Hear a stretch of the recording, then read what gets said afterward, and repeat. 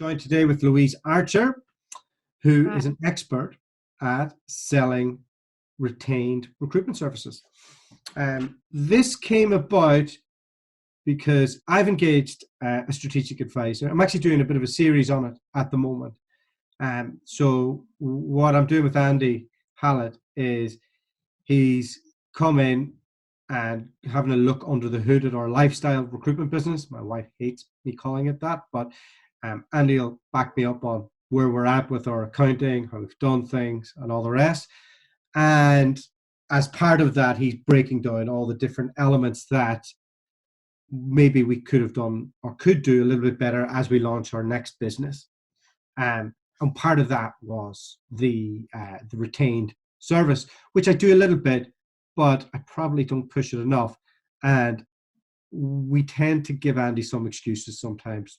That doesn't work in Retrained, or Retrained's different. So he said, you don't know what you're talking about. Louise knows what she's talking about. So why don't you have to get her on. You have to get under the hood and have a bit of an old chat about her career and what she does. So give us a bit of an intro into yourself and your journey into our wonderful industry. Okay, cool. Well, thanks for having me. I'm a little bit nervous because I don't know what you're going to ask me, so I'll do my best. Next two of us. Yeah, so I guess I came from contingent secretarial temps actually many years ago. I've been in recruitment forever. I started at NES because my mum was one of the founding members. She founded the secretarial temps division, and I worked for Hudson. I was formerly trained there. I worked for Air Energy, which is now Air Swift, in the UK and the US. And actually, for them, I was the internal recruiter for a while. So I was recruiting recruiters, and building their teams internationally. And I still do some rec-to-rec work now, actually. Only because, some people, okay. So I shouldn't say that. Cut it out. Oh, no. All right, I don't do much in Manchester. So. I don't advertise the fact that I do it. I'm concentrating on the training. It isn't something that I want to do. But yeah, I worked in executive search after being a contingent recruiter and in executive research. And it was then that I really learned the skill of retained business. And I just didn't look back. I can't believe that nobody taught it to me earlier in my career. And what a different place I would have been in if I'd known how to sell it and what it was all about. So ever since then, I guess by accident, I've ended up teaching. I built the Retrained division for Air Swift, and they started in the UK and then rolled it out into the US, and now they use that kind of model in lots of different locations. I think they're turning about 12 million over in retained revenue now. Wow. So let me jump into some of the early day stuff. What was it like having mum in recruitment? Oh my God. Well, it was a different world then. That was when we had to fax CVs and everyone smoked in the office. And we used to go at the weekend. Well, I used to go at the weekend, and then my brother took over from me when he got older. And there was just piles of CVs everywhere. And your task for the weekend was basically to file them all back into these filing cabinets in alphabetical order, so the consultants, when they came in, could rifle through them really quickly. And I suppose it was good. My mum was really cool. She was great, and she still is. So she taught me loads. She taught me so much, and I loved it. And you and your brother went into recruitment, having a parent in recruitment. Yeah, he still works for Air Swift. He's in Qatar. He runs their Qatar division. Yeah, we did. Yeah, it's in our blood, I guess. I'm curious, as somebody who has young kids, I'm guessing your mum was just on the phone all the time. Like, there was always things happening. Oh God, yeah. There was always candidates in the house as well. There was always candidates I'd come home from school or whatever, and there'd be candidates interviews going on in the lounge, or, so, and it'd be like interview, pinned on the wall or outside the lounge. So you don't seem scarred from the whole experience. I don't know. Probably beg to differ. Actually, I probably have been scarred. She worked really hard. She built her agency up, and then sold her shares eventually. And I guess it's work ethic, isn't it? I guess it teaches you to be resilient. My mum's incredibly resilient and very optimistic, and always sees the good, the silver. She's always looking for the silver lining, and this situation now, she's just the same. This is tough, but just think about how much time you can spend on your business and how much stronger you're going to be, after it all. And this is a great opportunity. So I think the successful recruiters that I know have that in common, that their resilience. And given that your mum probably made a few pound on one of the events in NES, how come you and your brother went down the career route and didn't go straight into founding a recruitment firm? God, that's a good question. Well, both my parents set their own businesses up and ran their own businesses, and we never saw them. We were brought up by, well, that's unfair. My mum would chastise me for that. That's unfair. They did their best, but they worked incredibly hard, and we did have childcare, and they worked very late. And I guess I didn't want that. I didn't want to be beholden to that business model where I always had to be in it and I was always working. And so I deliberately said I would never set my own business up. And I don't know whether my brother feels the same, actually. I guess he worked for NES for a while and went straight to Air Swift, and Air Swift have been so good to him, and he really enjoys his career there, and he doesn't see a need to break away from that. Yeah, I'm always curious. I think too, maybe it's easier today to have a bit more balance if you're running your own business than it was then. Just given the nature of how hands-on recruitment was with every piece of administration that you'd have to do. Yeah, I agree. I think it is a lot easier now, in not just recruitment, but in everything. The tech that we've got now, and email, and the fact that you've got your phone, you can be anywhere with your office almost, can't you? And it wasn't the same back then. So, walk me through the early journey of learning Retrained. Who taught you? What was that first couple of days like? Walk me through it. Well, it was a bit kind of upside down the way I learned it, actually. I think I made it sound quite simple when I explained it then, but it wasn't, because I learned it first by kind of trial and error. I was working with a guy, I'm sure you won't mind me mentioning his name, Matt Howell at Swift, and we kind of fell into finding retained business just because it was most money soonest, and that was our task at that crash. And this is the 2015 crash. It was tough. Yeah, tough. Yeah. I was in Calgary. Oh, were you? Bloody hell! Yeah. That's when we set up this. That's when we set up this business. We were caught in an oil and gas town, and it was where can we go? How can we do something that we're not dependent on one single market? And I thought I'd created a business that was bulletproof because I was in multiple markets, but here we are. So you're back in the UK now, aren't you? Yeah, we're in West Sussex now, but we launched in Guatemala. So wow. Yeah, took the last of our savings and went to Guatemala, set up from there, made a few fees, did all the traveling stuff, and then ruined my life and had children. Sorry, I digressed a little bit there. So walk me through what that was, how that came about, because you're in a contingent based business that also probably is a big contract business. It's oil and gas, kind of done a certain way. How did you learn where were we going for the answers? It was necessity. It was because we were working in engineering, and there was the placement ratio was shocking, basically, because jobs were difficult to fill, skill sets were niche, the clients wanted what they couldn't have. Candidates were at that time were plentiful, but the really good ones weren't. Mm-hmm. And we weren't making as much money as we should have been in the perm division because of it. And the forecasting was just was really difficult, and the business was finding it very hard to to plan based on those forecasts, and I guess the transaction was being planned at the time, and that was making it difficult. So that's why I was running a desk, I was running an engineering desk, and I found it difficult to choose between which job we should spend our time on. Where were you based at this point? Were you in America? In Manchester. No, You're back in Manchester. Okay. And so what we did was start to be more picky about which ones we were going to go after, but we were determined to go and get some commitment. And it was Matt who had some experience with Retained, and there was another guy in the business that had sold a few retainers, so we knew it was possible. And so we just asked for it.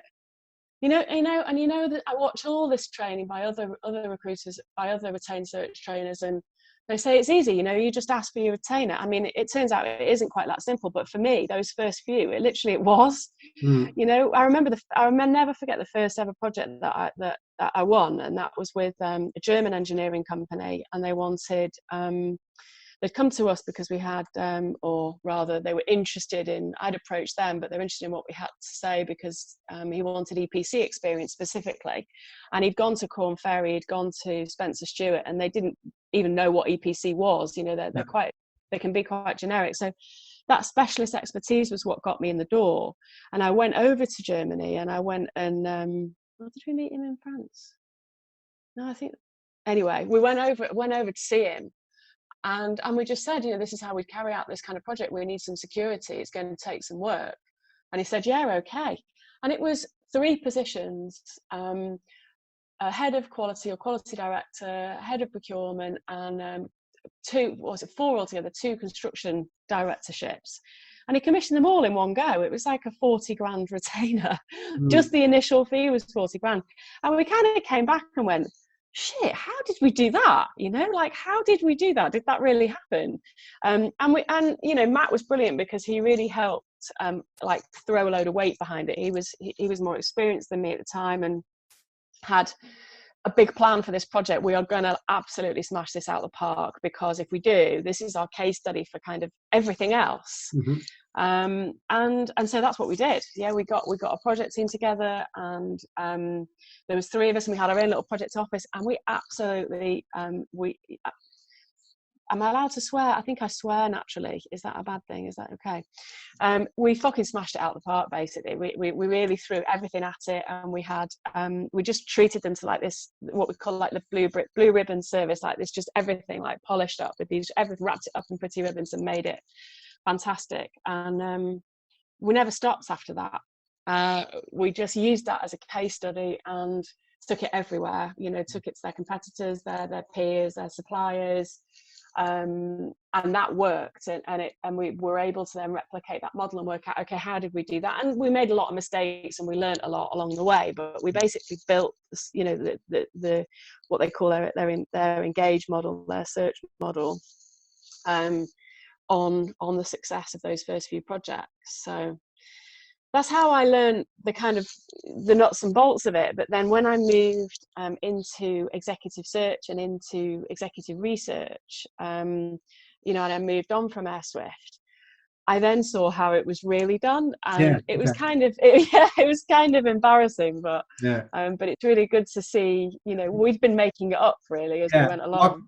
Walk me through what you'd made up, and then where the gap was, and what you learned in the search business. God. So, I mean, a lot of it fundamentally was was there, but things like the assessment of candidates, we used to just make that up. I probably shouldn't say that, but we used to, and I'm sure it's much better now. But in executive search, they do that really well, and I've found that that's a big piece that's different.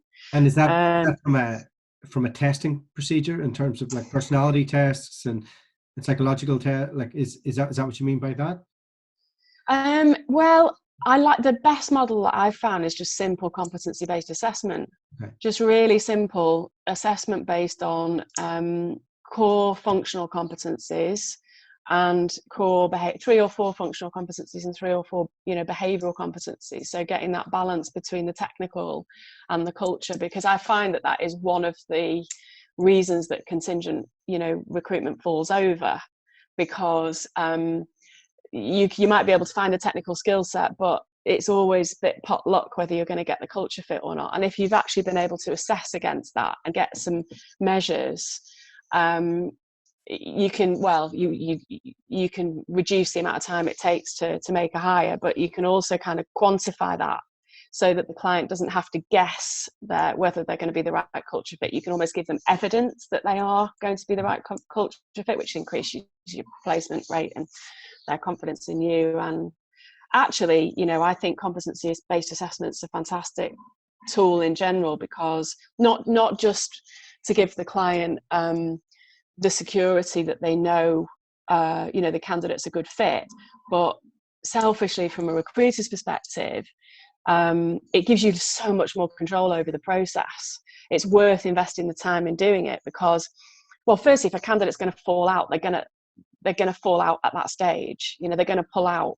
They're not going to go through a competency-based assessment if they're not really that interested. So you can call them out early doors, but also everybody wants what they can't have. And when I was being interviewed for one of my moves, one of the firms I interviewed at put me through a competency-based assessment, and then they put me through a headroom assessment, which was also excellent. And the other company didn't.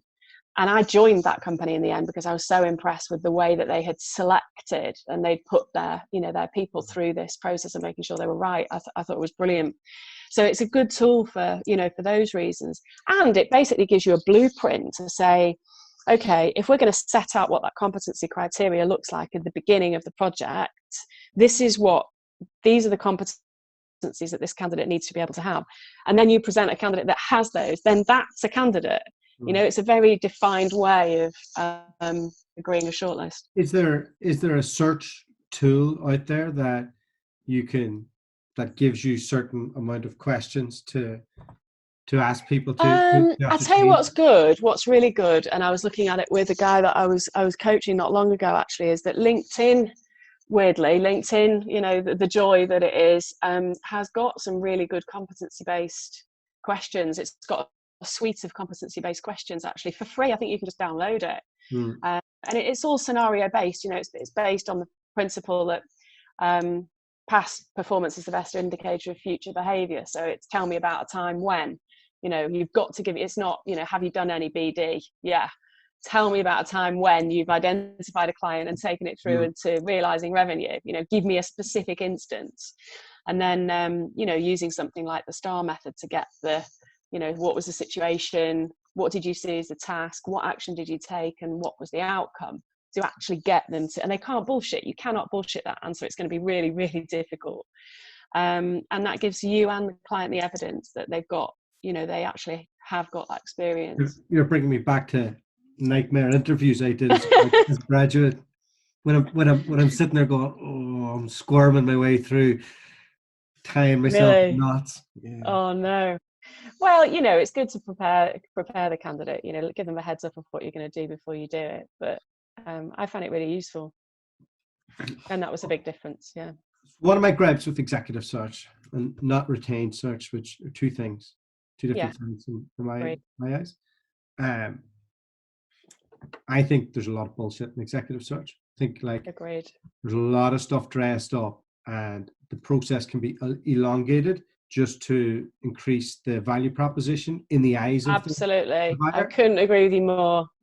And I sat, because I worked for a search company in Canada. I was doing contingent and I was just fresh from being brainwashed for 3 years by Robert Walters.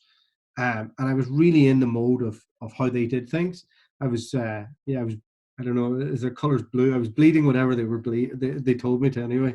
But I was sat there next to a disjointed search practice. And I went on a few meetings and stuff, and I was blown away by it. I was like, a couple of assessment centers promising that you're going to get them somebody down the road, but the way that they dressed it all up, I was like, oh, this is amazing. Yeah. How did you do that? Yeah, and then put a fucking massive price tag on it as well. Yeah. So, agreed.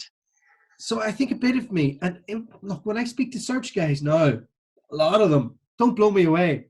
I'm like, oh God, really? Okay. And Well, they're this is kind of, exactly why. Sorry, I don't mean to interrupt. no, sorry. It's But your this is job. like this is exactly why I absolutely love teaching contingent firms how to deliver retained assignments properly, because they do it so much better than the exec search firms do. So much better. All I got to do is give them the process. You know, is Walk me give them through the. it. Walk me through it to make that happen. I mean, I can give you an overview of I'm it. doing the It's really star not technique very with you now. complicated. It's really not very complicated. But all you need to do is give them the process of what it actually is, and make sure they know how to deliver it properly. And then you can take them through the most effective sales process, which over the years of winning, I don't know, hundreds and hundreds and hundreds of retained projects, I reckon I've got it down to quite a kind of step-by-step guide now, that normally results in about one or three.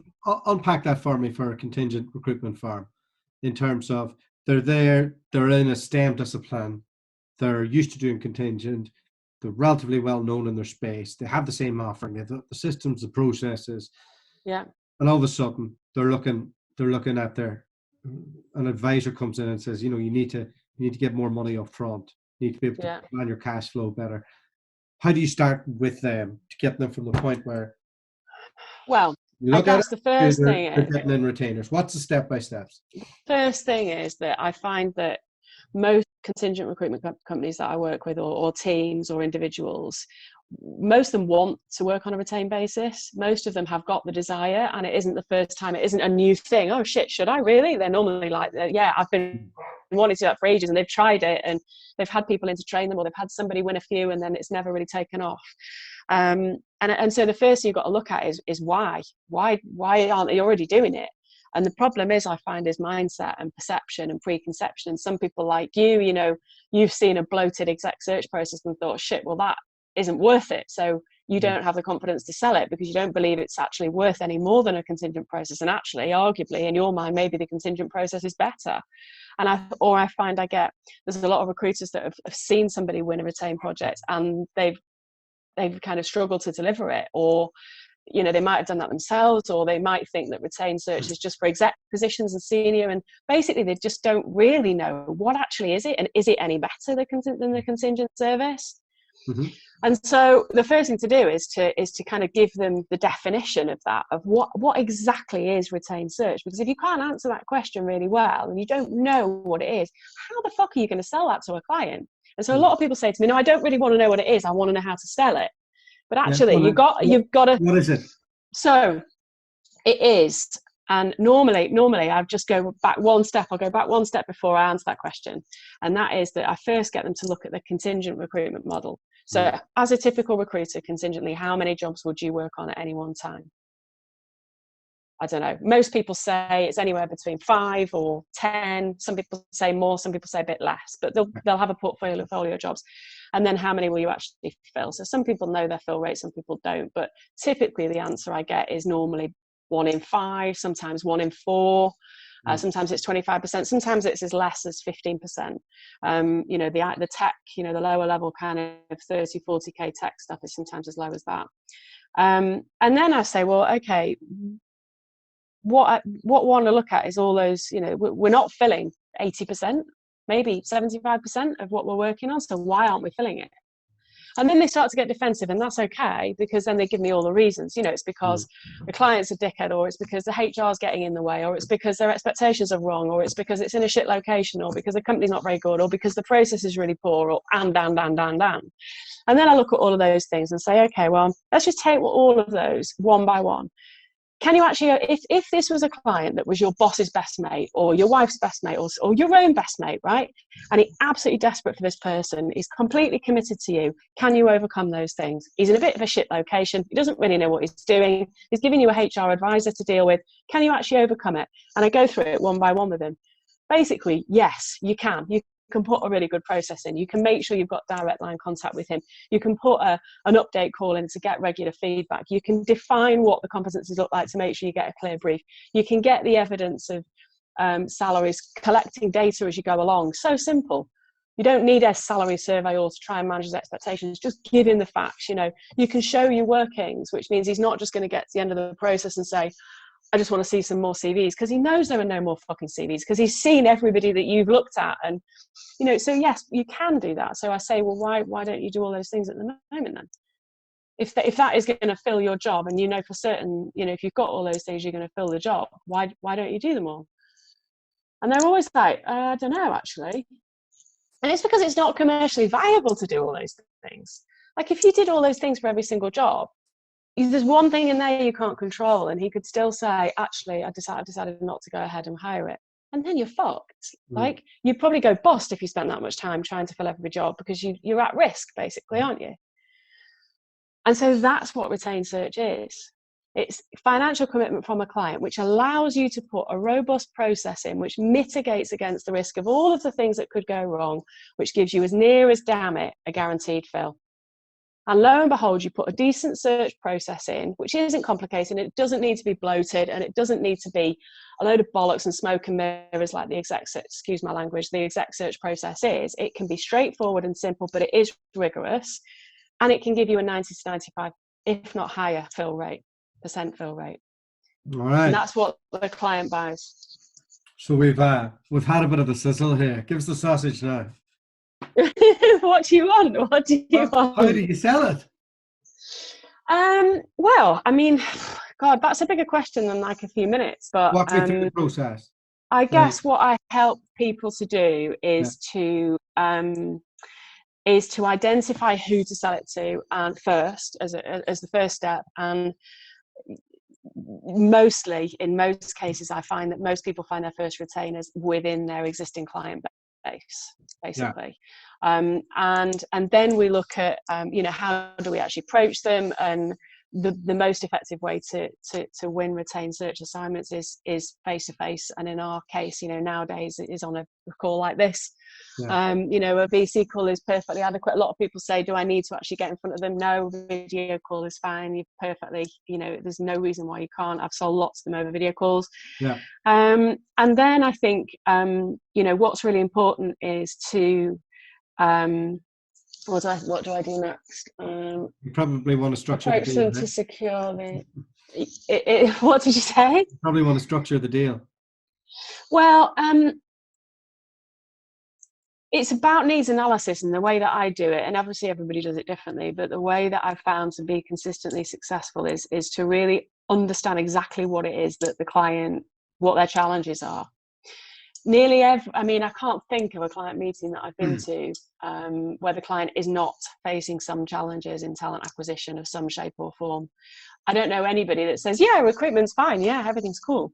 Everyone is either really fucking pissed off with it because they get shit service from their suppliers, or because they've got the quality of their CVs is poor, or because they just don't seem to be able to get the right culture fit, or because talent acquisition, even the HR teams and the talent acquisition teams, as well as the line, face challenges in talent acquisition. And it's about first really getting to grips with what they are, and taking them through a process to really dig down and find out where that pain is.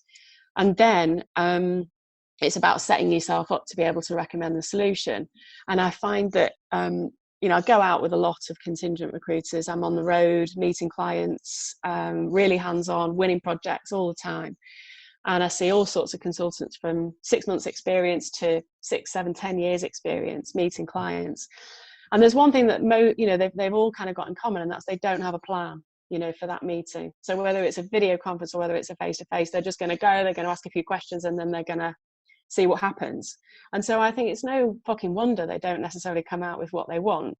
You need a game plan, to get what you want. And my game plan is to needs analysis and ask a series of questions, bringing them into the challenges they face in talent acquisition, to then set yourself up to be able to say, okay, is it all right if I've had a few thoughts on how we're going to approach that with you, or this is what I'd like to share a few things with you. Is it okay? And almost you're asking, can I talk for a bit now? Is it all right if I speak for a bit after you've been letting them speak? And then to be able to take them through a okay, let's just rewind a little bit. You might not know, don't know how much you know about us, and giving them an overview of who you are, what your business does, very, very briefly and really succinctly. But taking them through that that education piece, because similar to, you know, the retained search process itself, the way that I set the sales process up is to basically overcome as many of the objections as you can before they're even asked. And so by setting yourself up in terms of who you are, your credentials, your background, who we work with, this is what we do, and then you get into the services that we offer. And I really like positioning, and it's different for every business because it depends on what their objectives are with the retained piece. But it's really nice to position retained search as an option for things like the more challenging, critical, senior positions. So our contingent service is the service that we apply to easy to fill everyday hires. Our retained search offering, sorry, the doorbell's just gone, one of the kids will get it. Our retained search offering is the methodology that we apply to harder to fill, more senior, critical, niche, challenging, whatever positions, and that's our headhunting service. And then it's nice to have another service to talk about, just because I like the whole power of three thing. And using that, because this is a challenging assignment in whatever way, shape or form, and I find most assignments are, which is exactly my answer to your question about does it apply to rec to rec, because most rec to rec assignments are really challenging, and I know because, you know, I've done them. That, you know, because this is a challenging assignment, I need to be able to apply a robust process to mitigate against, you know, the challenges that we're going to face, to make sure that I can give you a guaranteed result. And in order to do that, I'm going to need some commitment from you, and some financial commitment in order to be able to do that. Simple. Do you how do you price it? Loads of different ways. Like I think it should be flexible depending on, you know, where you are in your retained journey, and in terms of establishing it. I think once you win a few projects, it's much easier to win more, and you know, that's been my experience time and time again. So price your first few to win, and then you can, then I've successfully helped businesses to raise the prices. So I think you can stick with, you know, many of the assignments that we win, we do a third. And a lot of them we start with, you know, this is a more robust service and it carries a 30% fee. However, for this first assignment, what I'd like to do is demonstrate the effectiveness of the approach, for example. And so, yeah, I think we should be flexible. If to win that first project, you need to reduce it to the same price as a contingent model, with the proviso that any further projects are priced at the rate that you know is right. Yeah. Then do that to win it. But equally, go on. Do you get into that in the meeting, or do you do? Yeah. Is that a follow? Yeah. No, we do it all in the meeting. Ready to go in the meeting. Sometimes we have, if we know enough about it, we'll take a proposal. Yeah. But often we'll do our best to close it, you know, in the meeting without having to send a proposal. I don't really like going away with, you know, I'll send a proposal and I'll wait to see what you say. I'd like to have it, briefing meeting booked in. Whether I have you in the headlock. Yeah. And what about the world of micro RPOs? Is that something that you're seeing grow out there in terms of people trying to switch to a more retained model? Being able to like take in a series of roles? It is actually. Yeah, it is. And you know, multiple hire campaigns, however you want to kind of package it up. Yeah, that is it. And it's exactly, for me, it's the same approach. It's exactly the same approach. It's the same methodology. You deliver it in the same way. And you know, it's one of those markers, those challenges that, you know, clients face that can be solved with a better solution. I think the danger is, you know, and I like giving my stuff away because I like people, you know, to have a, you know, to be educated on that there being a better way. Like my mission is to try and you know, help people move away from the nightmare that contingent recruitment can be, and for us as an industry to to be operating on the basis that we should be, which is on, commission, your commissions carry out an assignment. But at the same time, it would be with the warning that a lot of people think that selling retainers is the hard bit, but it isn't. Like, it really isn't. The hard bit is delivering consistently. And the problem with it is, if you don't deliver consistently, you end up exactly where you started, because everybody loses faith in the service offering. You, the client, the consultants around you, your whole team, and therefore then nobody has the confidence to sell it because they don't think it works, and then the whole thing's been a fucking waste of time. So I just, I'll say all of those tips on how to sell it, but with that awareness that you've got to fucking deliver it. You've got to deliver it. If you win a retained project, throw the kitchen sink at it and make sure you smash it out of the park, because otherwise you're never going to win anymore, really. All right, Louise, thank you so much for joining me. Where can everybody find you?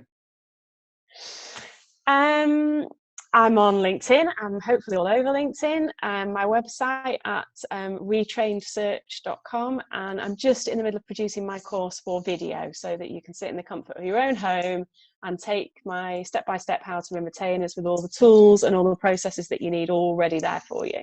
So yeah, hopefully that should be easy enough. Okay, well, thank you so much for coming on. It's been really helpful. No problem. Thank you for having me. Thank you very much.